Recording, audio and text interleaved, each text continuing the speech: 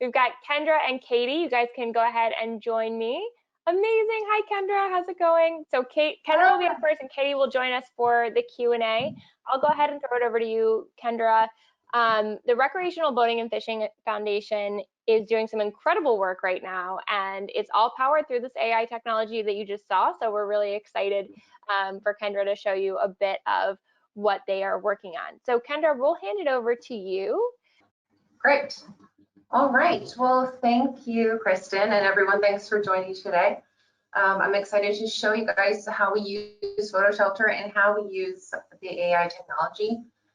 Before I get started, you might be thinking, I don't really look like the normal person who would be talking with you about fishing. But once you get to know our organization and a little more about us, you will see why.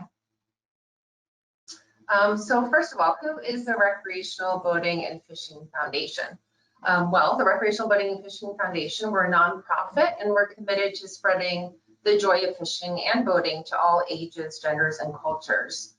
We envision one nation united in our passion for fishing and boating, one that's committed to the pursuit of leisure activity on the water, and one that embraces our fishing and boating heritage and conserves, restores, and protects the resources that sustain it.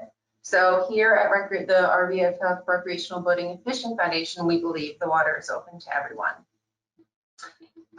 Secondly, who am I? I am the marketing and creative manager. I help drive our consumer marketing and media efforts under our national takemefishing.org campaign, which is usually a lot of how people recognize and know us by. A lot of kids recognize us through our media and alliance partnership with Disney. So if you have kids, you might have seen some of our stuff on there. I also assist in our overall campaign strategy and planning and the creative implications for our brand. In addition to that, I manage the stakeholder resources that are used by both federal and state agencies like the U.S. Fish and Wildlife Service, all the state agencies across the U.S. So some of them are Game and Fish Commission, some of them are Departments of Natural Resources or DNRs. It varies state to state. And I have a background both in sales and marketing and also creative branding, PR, and social media. And I would be remiss if I didn't say that I also skipped second grade. So you can rest assured that you are hearing from someone who really knows her stuff. So I'm going to first talk a little bit about why we pivoted to PhotoShelter, and then how we use it both internally and externally, and then why we really needed to upgrade to PhotoShelter AI. So first, we decided to move to PhotoShelter because a huge part of our marketing campaign relies on having diversity in our images. With these, we have a responsibility and really a duty to make sure all of our stakeholders have access to these assets for their own fishing and boating or outdoor lifestyle campaigns. As a nonprofit, our organization serves as a resource to the fishing and boating community, and we want to make sure everyone has what they need to be successful in growing the sport. Because when you actually go fishing or boating, you're conserving our aquatic resources. When you purchase a fishing license or register a boat, the funds for that go towards conserving the waterways that you're playing on. So we like to say conservation through participation. So to share these visual assets, we needed something that would work both internally and externally. We were using Dropbox previously, and we had several issues with this platform. I'm sure everyone's laughing, but we did use Dropbox. So first, obviously with government agencies, there is a problem with access due to security issues. And in fact, it was a huge problem in the sense that the administrators of our funding, which is the U.S. Fish and Wildlife Service, they couldn't even access Dropbox. So I would have to coordinate with them every time they needed images by getting them a hard drive, sending them contact sheets, having them choose the ones that they needed, copying them over, and just the overall logistics around that. Secondly, as we all know, the interface for Dropbox isn't user-friendly, and it certainly doesn't do any sort of photos or videos justice. You know, we had invested a lot of time and resources into these, and we wanted to show them off. Dropbox just simply isn't meant to be used in that way or in that capacity. So we were looking for a platform that could show up all of our assets in an intuitive, visually appealing way to our stakeholders. We also needed a platform internally that could house all of our assets of all types. So raw images from photo shoots, social shareables, influencer images, curated content, imagery from shows and events. I mean, the list goes on and on. And so once we came across PhotoShelter and saw that it could do all these things, both internally and externally, and of course our admin got wind of it, she was also super excited about needing to use less cloud and server space. So here's a little before and after. Cover your eyes. This is what our photo library looked like before PhotoShelter. Obviously very unattractive and certainly not intuitive or user-friendly. And now presenting our user-friendly photo library asset sharing platform. So easily organized and easy to navigate. We use the platform, like I mentioned, both internally and externally. When our external stakeholders come in to access the photo library, they are greeted with a welcome page with terms and conditions that they can then sign and send back to me, and I can manage it from that end. Here's what our internal teams have access to. You'll see there are a lot more photos separated out by type of image and campaign. We have folders with photos for each type of phishing, influencer content, user-generated content, stakeholder use, all the things. So everyone's happy, and here's how it's working across teams. Our marketing team, which is me and a couple colleagues, we have one place to go to for all of our assets. So obviously that provides easy access and collaboration. Our content team is very happy because all of our photos are utilized to the maximum potential. We don't have to buy stock photos that we don't need anymore for a specific blog post. We're fully utilizing all of our photo resources. Our social team is happy because we can collect, organize, and curate assets directly from these influencers and content creators, and then also easily share our toolkits and assets to external stakeholders. And of course, our external stakeholders are happy, much more so when they were getting directed to Dropbox. These are real quotes from real people all across the US. And just, again, we've been hearing, this just happened, I think, last year. So we've been getting them thick and fast. So now we had all these assets migrated into PhotoShelter. We had a shiny new sharing platform. It was set up for both internal and external viewing. The positive feedback was rolling in, but our search function wasn't, well, functioning. We had tons of assets we needed to somehow tag. There's only 17 of us, so not enough staff or time to do this. So now what? So PhotoShelter AI was announced, and we jumped on it. And this was the answer to our prayers. Various state images have different needs. And with their images, they want to use assets that match their regional landscapes. For example, the Florida Fish and Wildlife Commission, they're going to need saltwater images.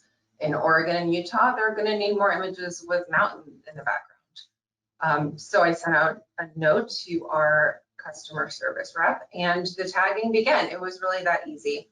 The engineers and customer service team began implementing keywords straight away that could be easily assigned to the galleries that we selected. From there, we then talked through what images were tagged, what they looked like, and we sent additional keywords that were really specific to what we needed for the fishing and boating community.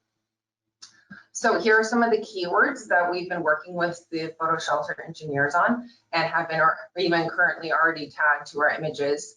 These are all meta tagged with the various keywords, so our state agency partners can find specific images that will work for them and resonate best with their audiences and anglers. We want to have a diverse group of images that tell the story of an entire fishing trip, from the packing of supplies to getting the equipment to casting your first line, starting up a boat, all the way to when you first feel that tug on the line and reeling your first catch, and then of course the unforgettable moment with your fish. And with PhotoShelter's AI technology, as it improves, along with our photo shoots that focus more on the outdoor lifestyle, we'll add more keywords into our images. So this is a little bit how it looks like, how it works. You'll see at the top, the blue circle, if someone or when someone enters fishing rod, for example, all of the images will show up that have a fishing rod in it. It's literally that easy. The automated tags there on the left is already selected as a default. So ta-da, it's already done. We didn't have to do anything. we have it in all of our galleries. Here's an example of search results for sunset. You'll note the automated tags button again, it's always on by default, and this works for both external and internal visitors to the invited galleries. So with the search function, you can also add on to the results by filtering the type of asset. If you'll see on the type, you can do image, video, audio, and you can also filter by orientation, which is a huge relief for a social media manager. This is actual footage of her when she found this out. Even more of a bonus, the AI tagging settings are set to automatically tag any new uploads of ours that go into these galleries. So the work is done. So feature optimization opportunities for us. Obviously, as was mentioned earlier, it is a manual process, but what we can do is update the file names so they're more intuitive going forward, which kind of then goes into the next one, which is maybe develop a guidelines working document that outlines these best practices for uploading a conventional file naming system for when we put new assets in there. We're looking to build out a best practices guide for both our staff and our agency, so when they go in, we already know the usage rights, photographer credit, etc.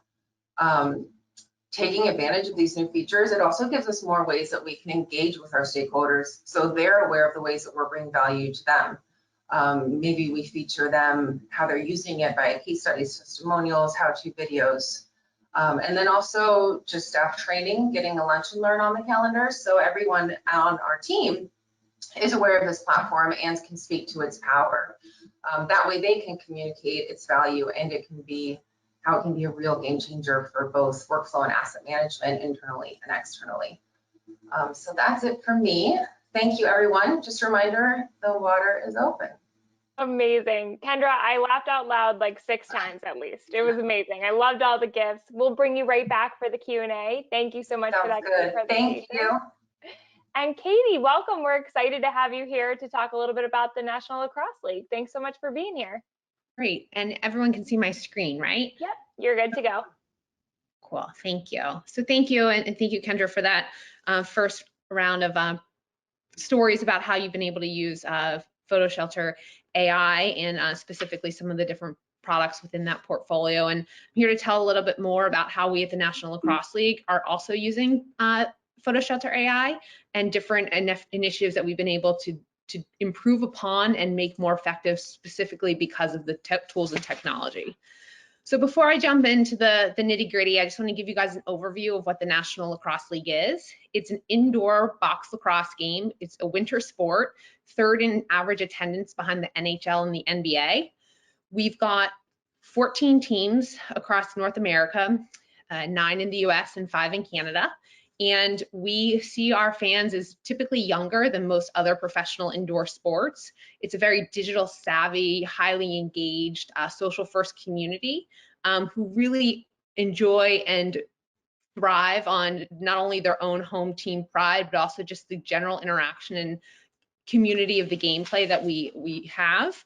Our league grew to 14 teams just this summer, so we welcome Fort Worth into our league and into our family. And actually this week, we just announced that they're going to be called Panther City Lacrosse Club. So we have had a pretty eventful and exciting week, and we're really excited to have the growth at 14 teams and looking to get to 15 teams in the next 1 to 2 seasons as well. So this is what our new footprint looks like. This is where you can find us in action. Our typical season runs from January to June. Last year, we ended up pausing our season in March and was unable to complete our playoffs. This year, we're looking to start our season in April, which will better align with many things going on in the global current events and the pandemic timing. And that will push our season probably to wrap closer to the end of summer or early fall. Our arenas across all these different areas hold anywhere between 10 to 50,000 people, and markets consistently sell out, which makes it a very vibrant and exciting experience to see an NLL game. The team is going to throw into the chat, and I have a YouTube link up here if you want to type it in. We have a really great 30-second video that you guys can all watch as I click through some imagery, but unfortunately, just due to technology and the buffering, it would be a pretty cumbersome experience and really not do a disservice to our experience if we watched it through the computer screen. So this is what it looks like. It's a hockey rink. It's 5 guys and a goalie. We use boards. We play on turf. There's a shot clock like basketball. They run lines like hockey. It's highly engaging and highly physical. We have a whole event that goes on leading up to and throughout the game. We're the only professional sport that pumps music in the entire time. So through every shot, through every goal, through every hit, through every ground ball, there's just music pumping through the stadium, and the arena just really gets on their feet and really celebrates everything that's happening. It's highly engaging, it's highly exciting. You know, there's these guys just really go at it. One other thing that's pretty awesome is we've implemented different types of camera angles, whether it's flying above the goal or being bird's eye, in eyesight of the goalie on the goal. We've been able to really capture some really compelling imagery by having our staff photographers really be in the boards or sometimes in the boxes with these guys as they play. And each venue, this one is our Halifax stadium, which was an expansion team in 2019. And everyone has their own custom branding and unique experience. And what's really exciting and was a big deal for us to announce was our face-off weekend in April. It will be the first time we go back into action, probably in about 18 months. And this is also be the first time I actually get to work while we're in season. So I started my career at the NLL in February of 2020. Literally 7 days later, the world imploded and we were all sent home and everybody went on hiatus in terms of gameplay while we made a decision what to do with the rest of our season. And so with that transition into my role and as part of my onboarding, being the VP of marketing, I have oversight of paid, owned, and earned content. So not only from the creative perspective, we have a team of 1 in-house graphic designer. Each of our teams have their own front office staff, which usually have 1 to several graphic designers and video editors. But then in season, we contract a myriad of freelancers across a variety of skill sets from photography, videography, editing, production, still images, written content to pretty much grow our team as the season really gets underway. And with all of that and with that transition in and realizing that we had some downtime and we were going to probably go into the longest off season ever on record, and hopefully the last time that ever happened, it was an opportunity to really look inward and look at our marketing strategy from a technology standpoint and to better understand what products and services we had available to us and what we were actually using. Because like everybody else, when you start a new job, you inherit a lot of things. You inherit relationships, budget items, money spent, money that needs to be spent. You inherit a team. In this case, I didn't inherit a team, and I've been fortunate enough to hire throughout COVID. And now we have a stellar group of 2 marketing professionals and the graphic designer that I mentioned. And what I did in the onboarding process with each of our teams, as well as with my team as we got up to staff, was to figure out what our pain points were and what was really driving us to be handcuffed or debilitated in our process to do our work. So it's not sexy, but I asked a lot of questions. I asked, like, as a leader, what can I do to help make everybody else's life better? What are some of the problems that we're having from really connecting with our fans in a creative, cohesive way? Knowing that we're a small team, the teams each have even smaller teams working for them in this creative capacity. And we at the league level the 14 teams depend on us. They depend on us for creativity and they depend on us for assets. So one thing I kept hearing from our team is that we always felt like we were on a treasure hunt. We always felt like we could not find the images, the assets that we were ever looking for in order to deliver on the creative vision that we had. It really sucked up a lot of our time and our team's time. And ultimately, we felt like we were producing subpar product.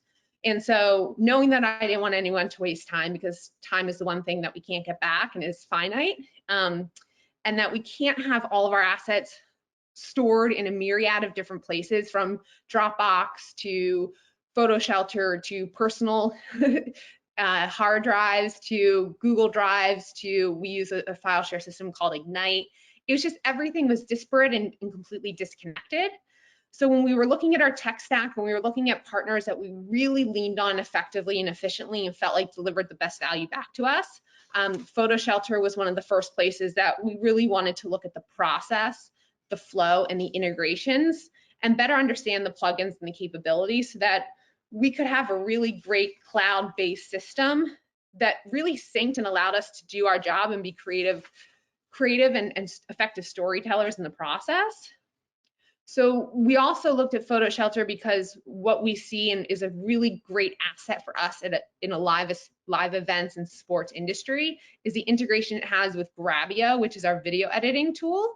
Clearly, all of our games have tons of video content, and to be able to aggregate that work and those assets and then also put them onto a social platform that we could distribute them to not only our teams, but to our players to put out onto their social channels was extremely important to us, and being able to find ways to improve upon our PhotoShelter experience was the first place that I decided to look as a leader. So this is what our login screen would look like in the past. And at first when I started, I was like, this is great. We've got folders, we've got galleries, we've got pictures. What else do we need? But when you started digging in and you started trying to find something, it was this awful list of characters and numbers, and every picture was defined differently and labeled differently and inconsistently, and year over year there was no rhyme or reason to how the naming and the coding was set up, which again just aggravated us beyond belief and kept us on those treasure hunts for way too long, to the point where we would just give up and like just settle for an image when we knew that that was not the best decision for us as a brand or as creatives. So what we aim to do is to help make our searches actually executable. And that's where PhotoShelter Roster IQ came in for us. So whereas before we ended up with a myriad of all these discoded and discombobulated images and really no way to seek and find them, now when we put in a search term, we were actually able to sort it through people, places, things, teams, equipment, sponsors, and then from that filtering process, go deeper and deeper and deeper to actually find the image of the story that we wanted to tell. And that not only helped save our team at the league level, but has helped save each of our teams to create much more compelling and interesting content across the board. It goes above and beyond just the gameplay. We've been able to tag ownership. This is Kurt Stiers, who owns our Halifax Thunderbirds team, who also is part of the Indigenous community and a really big advocate for the NLL and for the sport in general. He actually canoed to Halifax in an Indigenous canoe when they announced the franchise, and brought literally like sailed the seas to bring lacrosse to Halifax. And so he comes up time and time again in media and press, and we're constantly looking for images of him. And so this, again, using the ability to tag and to use Roster IQ has been an extremely effective way for us to improve the deliverables that we have. Another key player in our community is Lyle Thompson. So whereas before everything was just sort of lost in a dead sea of search results, now we can actually define what game, what moment, what he was doing to pull the best image of him for not only social purposes, but he was also just, an article was written about him in Nat Geo. So again, when media and press come calling and they need that perfect image to complement something above and beyond our owned and earned channels, we want to be able to deliver. Here's just some other examples. This is a coaching situation. So when we look up a specific coach, how we can really drill in to learn more and get the best images. Action shots, again, action shots from the goalie, or excuse me, the coaching box. Celebrations. What's great for us is just like other professional athletes, these guys are people too. So being able to organize and aggregate group shots off the floor when they're in their dress, and there's ways to define them and distinguish them through Roster IQ with logos and branding, whether it's sponsor logos and or team logos, has been really effective for us to pull and create new stories that would have gone unnoticed or unrecognized without this ability with on PhotoShelter. So not only from just some of the examples I gave in terms of press and media, our own events have benefited from the ability for us to tag, label, and easily find images within PhotoShelter.